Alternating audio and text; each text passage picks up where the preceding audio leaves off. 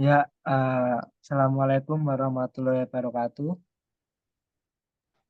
Waalaikumsalam warahmatullahi wabarakatuh. Waalaikumsalam warahmatullahi wabarakatuh. Selamat malam semuanya. Eh, untuk pertemuan malam ini saya adakan secara online karena mengingat waktunya juga sudah malam dan ini juga cuman tambahan saja. Ya, sebelumnya perkenalkan nama saya Fianti Nunjul, saya dari Universitas Negeri Semarang, jurusan Pendidikan Otomotif. Di sini saya akan berbagi sedikit ilmu dengan kalian semua tentang eh, ya sebagian kecil dari otomotif, dasar-dasar kecil otomotif dan beberapa bagian otomotif lainnya. Eh, di sini sebelumnya saya ingin apa? Ingin tahu nama dan daerah asal kalian. Bisa perkenalan diri masing-masing dari Muhammad Rio. Halo, Muhammad Rio. Baik, terima kasih. Perkenalkan, nama saya Muhammad Rio Triutomo. Asal saya dari Kabupaten Grobogan, Ya, sekarang posisinya di mana ya, Mas? di Semarang, Mas. Oh, baik, terima kasih, Mas. Di kos. Oh ya, ini nggak pulang ke rumah berarti. Enggak, Mas. Oh ya, terima kasih, Mas. Ya, selanjutnya ada Mas Arga. Bisa perkenalan diri dulu, Mas, biar lebih enak nanti. Baik, sebelumnya terima kasih. Perkenalkan nama saya Arga Farid Ahmadi, saya berasal dari Solo. Ya Allah, sekarang posisinya di mana, Mas? Ini di Solo 3. Nggak pulang ke Solo, Mas? Libur panjang. Enggak. Oh ya, baik, terima kasih, Mas. Kemudian ada Mbak Umi Latifah. Bisa perkenalan diri, Mbak?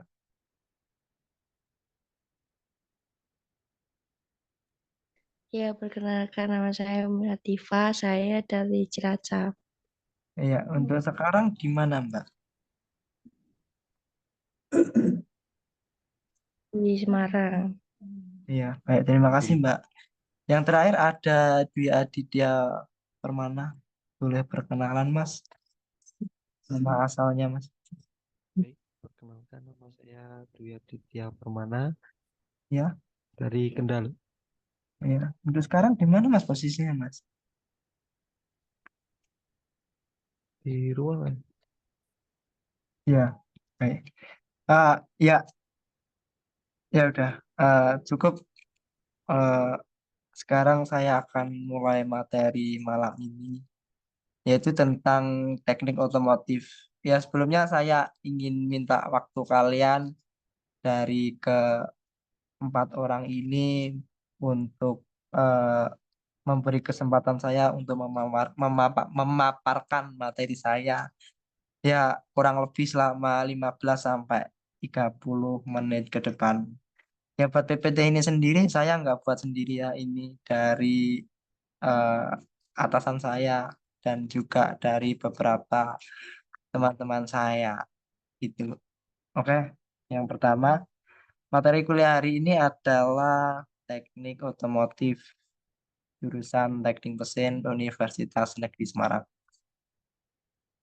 Ya, sedikit tentang mata kuliah ini di sini kita akan membahas dalam jurusan ini ada rancangan mobil, ada truk, ada bus dan sepeda motor. Ada juga untuk perhitungan performasi, pemilihan mesin, pengereman juga ada, sistem suspensi, sistem handling, kontrol dan stabilitas. Tapi di sini kita di jurusan ini dan eh, di Universitas Negeri Semarang sendiri untuk khususnya kita lebih fokus ke mobil untuk terus truk, bus dan sepeda motor cuman ya sambil lalu aja. Ya, dan di Pendidikan Teknik Otomotif Universitas Negeri Semarang ini nanti kita akan dituntut untuk menjadi seorang tenaga pendidik atau trainer dan yang lainnya. Ya, tujuan perkuliahan pendidikan teknik otomotif ini sendiri ada yang pertama untuk memahami sistem-sistem pada kendaraan bermotor seperti sistem kelistrikan, sistem pemindah daya, sistem injeksi untuk motor injeksi dan sistem karburator untuk motor konvensional dan yang lainnya. Yang kedua, mampu merancang sistem pada kendaraan bermotor. Oleh karena itu, dalam jurusan ini nanti para mahasiswa juga akan dituntut untuk ya minimal bisa menggambar dalam eh, langsung atau dalam aplikasi software seperti seperti ya aplikasi gambar software lainnya seperti CAD dan yang lainnya. Yang ketiga, mampu menganalisis atau mendiagnosa kerusakan yang terjadi pada kendaraan motor. Ya, ya ketiga ini udah pastilah ya, karena kan kita dalam jurusan pendidikan otomotif kalau tidak mencari kerusakan, ya mencari apa lagi? Ya ini daftar pustaka yang diambil ada dari DRS Bontarto dengan judul reparasi sepeda motor.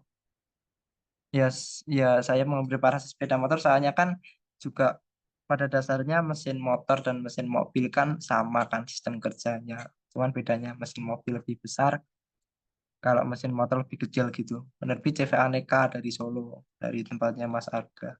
Yang kedua ada DRS Daryanto dengan judul Pengetahuan Komponen Mobil.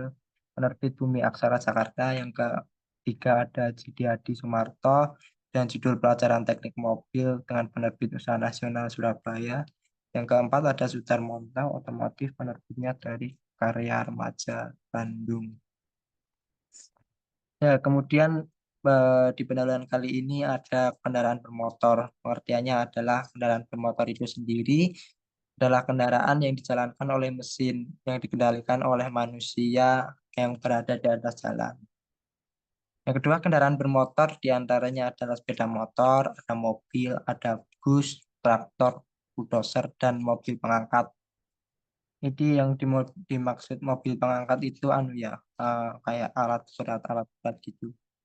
Yang ketiga ada proses pengoperasian berbagai macam kendaraan tersebut adalah pada dasarnya sama. Perbedaannya terdapat pada ukuran, bentuk, dan desain. Sedangkan masing-masing bagian yang digunakan pada kendaraan adalah sama. Ya, sebenarnya berbeda sih. Kalau misal mengendalikan mobil sama mengendalikan motor kan jelas beda. Mobil bawa ruangan, kalau misal motor kan enggak. Ya, tingkat kesulitannya di situ sih. Yang ke yang berikutnya kita mulai dari roda 2 dulu karena otomotif enggak harus roda 4 juga ada roda 2-nya. Jadi di sini saya mengambil ini dulu biar bisa membahas roda 2 juga. Sepeda motor tidak hanya buatan Jepang, tapi juga ada yang buatan negara Eropa dan negara lainnya. Sepeda motor dalam otomotif itu difungsikan untuk memudahkan reparasi, biasanya dibagi menjadi 3 bagian, yaitu ada bagian mesin, ada bagian sasis, dan kelistrikan.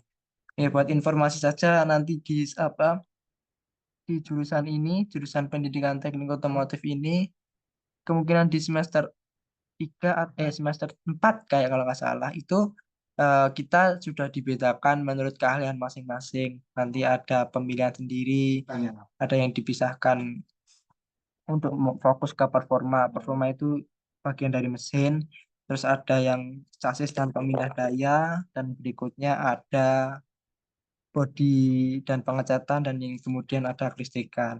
Untuk informasi saja sih. Ya, berikutnya ada mesin sepeda motor. Mesin sepeda motor itu sendiri terdiri atas sistem pembakaran bahan bakar.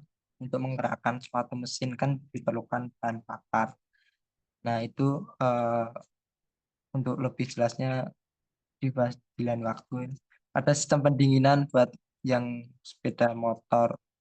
Ada 2 tipe pendinginan, ada pendinginan udara dan pendinginan cairan liquid mulut engine. Yang ketiga ada sistem pelumasan dan yang keempat ada sistem kelistrikan. Chassis sepeda motor tidak serumit mobil dan pemindah daya sepeda motor juga simpel, nggak kayak mobil yang harus ada proper shaft, yang harus ada diferensial. Terus juga sepeda motor kan simpel kan, lebih kecil dari mobil juga. Demikian pula dengan sistem kelistrikannya sepeda motor yang tidak banyak dan rumit seperti sistem kelistrikan pada mobil. Eh, ini ada langkah pertama pada pekerjaan servis dan reparasi sepeda motor. Yang pertama adalah menentukan sebab-sebab kerusakan atau gangguan sepeda motor. Jadi ya penyebab motor itu rusak tuh kenapa? Misal motor yang tiba-tiba mati, kita bisa pertama-tama tuh mengecek busi. Ini masa nggak mungkin kan kalau misal motor tiba-tiba mati langsung bongkar mesin gitu kan juga nggak mungkin. Yang kedua, misalnya penyebab asap buang gas berwarna putih. Nah, itu diantaranya adalah busing katup aus atau pistonnya yang aus. Kebetulan pada kerusakan tersebut busing katupnya aus, tetapi karena analisa yang tidak teliti, tidak tepat, maka yang dibongkar adalah pistonnya. Padahal membongkar piston jauh lebih sulit daripada membongkar busing katup. Ya ini ibarat tadi, kalau mesin tiba-tiba mati, nggak ngecek busi dulu, tapi langsung nyimpulin langsung bongkar mesin gitu aja. Nah kan buang-buang waktu dan tenaga juga, dan juga kasihan nanti yang apa misal punya konsumen gitu, mas motor saya matiin, oh mesinnya mas gitu kan juga kan, konsumennya nanti kayak gimana gitu kan juga, malah lebih pintar konsumennya malah kan repot sendiri kita nanti. Yang berikutnya ada jenis sepeda motor pada umumnya. Ini jenis sepeda motor bebek ya. Nah ini jenis-jenis sepeda motor itu yang atas itu jenis sepeda motor biasa, yang bawahnya jenis sepeda motor racing seperti Ninja kayak gitu. Nah, ini sekarang kita masuk ke kendaraan bermotor, mobil. Kita masuk ke mobil, kalau tadi kan sepeda motor. Ini adalah uh, bagian-bagian dari mobil, bisa dilihat sendiri ya di layar. Itu ada angka-angkanya dan juga panah untuk nunjukin bagian-bagiannya. Kayak ada penjelasannya sini habis ini. Nah, dia kan yang keterangan satu itu ada pengisian bahan bakar. Nomor satu ini itu ada pengisian bahan bakar. Yang kedua ada gardan universal itu pada transmisi ya. Ada rangka kemudi, ada silinder kopling, ada motor starter, ada manifold pembuangan, ada pemisah karbon, ada kabel tekanan tinggi, ada busi, ada radiator, ada saluran air pada radiator, ada lampu kepala, ada pelindung atau bumper, ada lampu parkir dan tanda belok yang sangat penting. Ada 15, ada alternator, ada rangan suspensi, ada petak kemudi, ada silinder master kopling, ada silinder master, ada pelek, ada pedal gas, ada pedal kopling, ada pedal rem, ada bumper belakang, ada pipa gas buang, dan yang terakhir ada kolom kemudi. Nah, kan ini pada mobil tuh eh, apa anunya itu banyak banget ini apanya, kayak komponen-komponennya untuk buat ngerakin si mobil itu sendiri. Kalau misal motor kan bentuknya cuman gini kan simpel. Nah ini kan banyak banget gitu. Soalnya juga mobil kan juga lebih besar dari motor. Hmm. Ini ada komponennya lagi. Ini komponen gelis. Enggak sama aja sih yang gambar ini sama yang ini sama aja. Isinya isinya beda. Di sini ada saringan udara yang di tadi belum. Ada peredam kejutan panas udah itu. Nah, mesin di sini adalah sebagai pembangkit daya. Di mesin itu fungsinya juga apa? Hmm, enggak cuman gerakin mobil biar bisa pindah dari tempat satu ke tempat lainnya, itu bukan. Mesin di sini juga sebagai pembangkit daya kelistrikan pada mobil itu sendiri. Misal eh, bisa untuk mengecas aki, ya. Jenis eh, bahan bakar mobil itu ada dua, ada bensin dan ada diesel. Jenisnya ada bensin. Jika bahan bakarnya campuran uap bensin dengan udara, mesin itu di bensin. Kalau diesel, bahan bakarnya itu minyak diesel atau solar. Daya dari mesin dipindahkan ke persneling itu harusnya pakai P ya, nggak pakai P. Salah ketik. Itu jika transmisi on lewat clutch, sistem pemindah daya, dan pengaturan kecepatan untuk bergerak maju dan mundur. Jadi buat kita misalnya dalam nanjak atau misalnya dalam keadaan lurus gitu, misal mau maju atau juga mau mundur itu pemindah dayanya pengaturnya dari kopling, lewat kopling lalu personel. Dalam personel itu diatur ada maju mundur, jalan yang menanjak. Ya, saat otomotif kan berarti. Kopling atau clutch itu berfungsi untuk mengatur pemindahan daya dan mesin ke persneling yang berlangsung secara halus dan tidak menimbulkan kejutan. Dan dengan perlengkapannya, daya mesin yang sudah berpindah ke persneling ini diteruskan ke diferensial dan selanjutnya ke poros roda. Roda pada umumnya yang digerakkan adalah roda belakang, tapi ada pula yang digerakkan roda depan. Baik roda belakang maupun roda depan semuanya digerakkan yang dikenal dengan istilah sistem four wheel drive itu biasanya buat mobil-mobil off-road. Sistem kemudi adalah untuk mengatur berjalannya kendaraan, berjalan lurus maupun membelok sesuai dengan keperluannya. Sistem pengereman yaitu agar jalannya otomotif dapat dikendalikan, berjalan atau berhenti. Otto yaitu adalah nama seorang ahli mesin bangsa Prancis, yang ini penemu otomotif. Kemudian digunakan oleh orang-orang Amerika untuk menyebut suatu hasil karya sebagai otomotif. Di Indonesia sekitar tahun 1950, pengaruh oleh peninggalan jajahan Belanda menggunakan istilah motor bakar. Di Amerika, Verbranding motoren, bahasa Inggris ialah combustion engine. Istilah ini digunakan oleh negara-negara Eropa daratan seperti Jerman, Prancis, Belgia, Spanyol, dan lainnya. Jika ditelusuri dari mesin pertama kali diciptakan oleh Otto dalam 1877 hingga mesin yang diproduksi pada akhir abad ke-20 ini sudah sangat jauh berkembang untuk mencapai kehematan bahan bakar, energi yang tinggi, dan polusi udara yang serendah-rendahnya. Jadi sangat bersahabat dengan alam, bahkan sekarang sudah ada motor mobil listrik yang digerakkan oleh dinamo, tidak lagi membutuhkan bahan bakar. Dan kemudian pada tahun 1760 itu James Watt, itu ahli teknik bangsa Inggris, berhasil menciptakan suatu mesin yang digerakkan oleh berasal dari uap atau mesin uap steam engine. Orang berkebangsaan Prancis yang bernama Lenoir itu juga menciptakan mesin gas dengan prinsip yang berlaku pada mesin uap. Kemudian seorang berbangsa Prancis bernama Insinyur Alphonse Peu de Rochas itu namanya berhasil menciptakan ide-ide motor sistem patah. Ini motor yang tidak ramah lingkungan dan banyak polusinya, yang lebih sempurna oleh Otto. Ini disempurnakan oleh Otto yang sekarang menjadi 2 tak dan sekarang lebih dikenal dengan istilah otomotif. Sedangkan pemakaian bensin sebagai bahan bakar atau fuel itu baru dimulai pada tahun 1880, guys, ternyata. Kemudian juga dibuat mesin dengan bahan bakar minyak tanah. Lah, emang ada ya? Kok aku nggak pernah tahu sih. Nah, perkembangan otomotif semakin pesat semenjak ditemukan mesin diesel oleh seorang ahli bangsa Jerman di Quakenbrück yang bernama Rudolf Diesel. Ini berarti diesel itu diambil dari nama penemunya yaitu Rudolf Diesel pada tahun 1897 dengan melakukan percobaan semenjak tahun 1893. Tujuan atau sasaran percobaan telah menciptakan otomotif dengan efisiensi yang besar. Mesin diesel menghasilkan daya yang lebih besar dari mesin bensin, pastinya sangat menunjang industri dan alat transportasi seperti kapal-kapal laut, lokomotif, bus, dan pembangkit tenaga listrik.